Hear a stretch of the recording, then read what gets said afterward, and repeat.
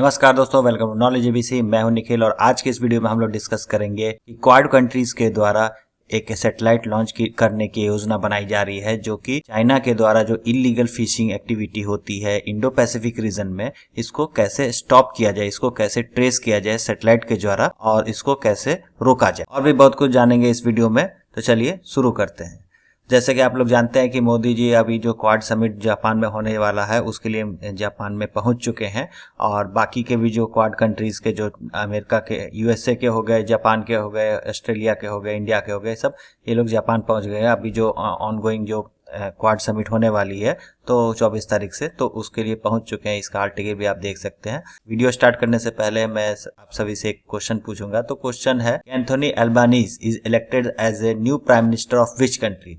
अभी हाल ही में एंथोनी अल्बानीज एक कंट्री के प्राइम मिनिस्टर इलेक्ट हुए हैं, तो आपको बताना है कि वो कंट्री कौन सा है। तो पहला ऑप्शन है साउथ कोरिया, दूसरा ऑप्शन है जापान, तीसरा ऑप्शन है ऑस्ट्रेलिया और चौथा ऑप्शन है न्यूजीलैंड। इसका आंसर मैं वीडियो के एंड में कर दूंगा। अगर आपको सही आंसर पता है तो वीडियो पॉज करके सही आंसर आप कमेंट बॉक्स में कर सकते हैं। तो आते हैं सबसे पहले अपने टॉपिक पे। तो सबसे पहले समझते हैं कि क्वाड क्या है। तो क्वाड का फुल फॉर्म होता है क्वाड्रिलेटरल सिक्योरिटी डायलॉग, ठीक है। तो ये एक 2007 में उस समय के जो जापान के प्राइम मिनिस्टर थे शिंजो आबे, तो उनके द्वारा ये स्टार्टिंग किया गया, इनिशिएटिव स्टार्ट किया गया क्वाड इनिशिएटिव के रूप में। तो जिसमें 4 कंट्रीज को रखा गया, इनफॉर्मल एक ग्रुप बनाया गया जिसमें 4 कंट्रीज को रखा गया, जो कि थे जापान हो गया, इंडिया हो गया, ऑस्ट्रेलिया होगा और यूएसए होगा। तो यहाँ पे आप देख सकते हैं इस मैप में।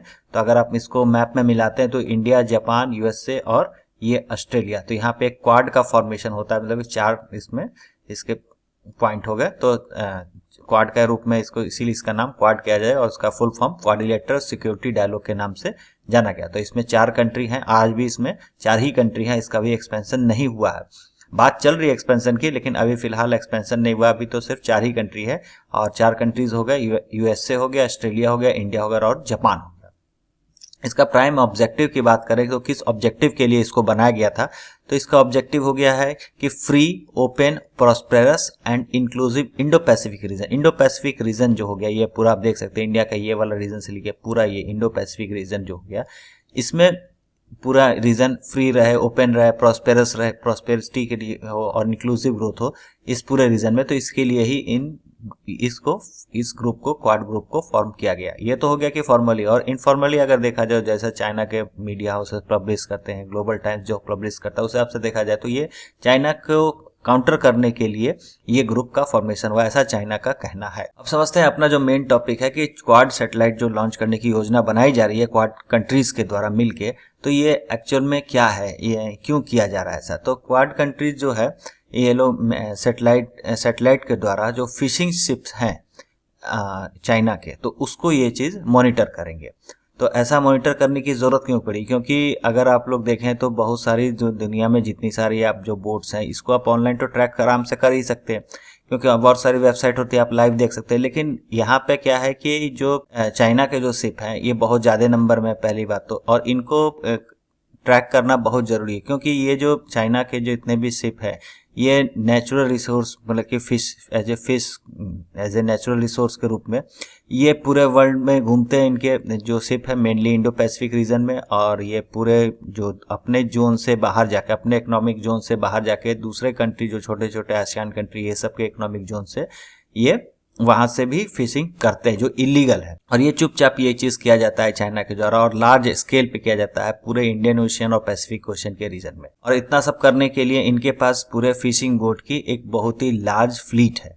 तो इसी चीज को ट्रैक करने के लिए ये जो इलीगली तरीके से जो चाइना के फिशिंग बोट जो फिशिंग करते हैं दूसरे के टेरिटोरियल वाटर में और उनके इकोनॉमिक जोन में, तो उसको पकड़ने के लिए ये पूरा सैटेलाइट लॉन्च किया जाए। अब समझते हैं कि ये आखिर होता कैसे है। तो इसको समझने के लिए एक बार हम लोग मैप में समझ लेते हैं कि एक्चुअल में चाइना कर क्या रहा है। तो ये है आपके सामने पूरे वर्ल्ड का मैप, आप देख सकते हैं। यहाँ पे इंडिया होगा और इसके ईस्ट में अगर जाएंगे तो यहाँ पे अब चाइना हो गया। इसके चाइना का ईस्टर्न पार्ट वाला पार्ट में देखेंगे तो यहाँ पे ईस्ट चाइना सी हो गया, और चाइना का अगर साउथ में देखेंगे तो साउथ चाइना सी हो गया। ओके, तो चाइनीज फिशिंग बोट है, ये कभी चले जाते हैं वियतनाम के वाटर में, कभी चले गए मलेशिया और फिलीपींस के वाटर में।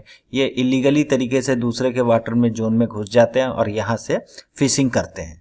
और ये बहुत ही हाई नंबर ऑफ फ्लीट में जाते हैं, मतलब कि बहुत ज़्यादा नंबर में जाते हैं और ये सीक्रेटली ये काम करते हैं। तो सीक्रेटली करते कैसे हैं ये अब हम लोग जानते हैं कि ये लोग चुपचाप घुस कैसे जाते हैं, ये ट्रैक क्यों नहीं हो पाते हैं। असल में होता ये है कि जो जितने भी फिशिंग जो बोट होते हैं उसके ऊपर एक ट्रांसपॉन्डर लगा, ओके, यहाँ पे आप देख सकते हैं यहाँ पे एक ट्रांसपॉन्डर लगा रहता है। इसके द्वारा आराम से किसी भी शिप को ट्रैक किया जाता है। मान लेते हैं कि कोई शिप है, किसी तूफान में फंस गया या फिर इसका आइडेंटिटी जहाँ पे ये लोकेटेड है इसका ट्रेस नहीं हो पा रहा, तो इसी ट्रांसपॉन्डर के द्वारा ही इसको ट्रेस किया जाता है। जैसे कि कहीं पे भी शिप रहे तो उसको ये चीज ट्रेस किया जाता है और ये पूरे जो वेबसाइट जो होते हैं जो ट्रैक करके बताते हैं कि एग्जैक्ट लोकेशन कहाँ पे है शिप का, तो वो चीज इसी से ट्रैक होता है।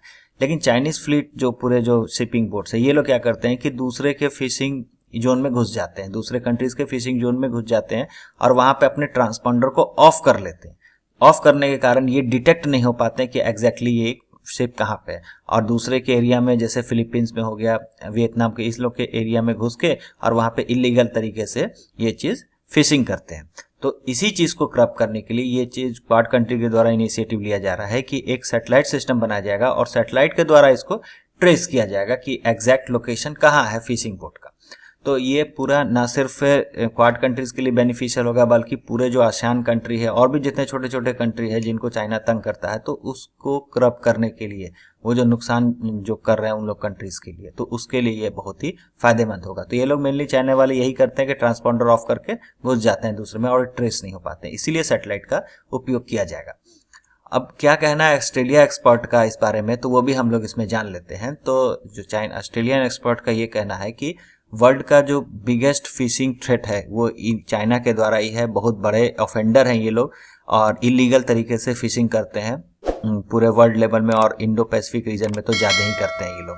उसके साथ साथ जो फिशिंग का इनका तरीका है ये बहुत ज़्यादा हेवी मात्रा में फिशेस को निकाल लेते हैं, जिसके कारण पूरे रीजन के नंबर ऑफ फिश को ये कम करते जा रहे हैं। तो जैसे जैसे नंबर ऑफ टोटल फिश कम होंगे तो उनका प्रोडक्शन भी कम होगा, तो फिर धीरे धीरे पूरे रीजन पे ये बायोडाइवर्सिटी के लिए पूरा खतरा है। और ज़्यादा से ज़्यादा ये लोग फिशिंग कर लेते हैं तो बाकी जो कंट्रीज है वो भी तो फिश पे डिपेंड करती हैं, वो भी तो अपने लाइवलीहुड के लिए डिपेंड करते हैं, उनको फिश मिल ही नहीं पाती है। इनके अपने बड़े बड़े फिशिंग शिप होते हैं, ट्रॉलर्स होते हैं, वो पूरे के पूरे फिश को निकाल ले जाते हैं। तो जो छोटी कंट्री की जो छोटे गरीब मछुआरे हैं उन लोग को फिश नहीं मिल पाती, तो ये उन लोग के लिए भी खतरा है। और जो ये स्टेप ऑस्ट्रेलियन अथॉरिटी के द्वारा ये कहना है कि जो स्टेप लिया जा रहा है बहुत ही अच्छा इम्पैक्ट करेगा पूरे रीजन के लिए, साथ साथ इन्वायरमेंट और सिक्योरिटी के लिए भी बहुत अच्छा रहेगा। आ जाते हैं अब अपने एमसीक्यू पे। तो इसका सही आंसर पे जानते हैं। एंथोनी एल्बानीज ऑस्ट्रेलिया के प्राइम मिनिस्टर इलेक्ट हुए हैं। इनका ये फोटो है, ये आप देख सकते हैं।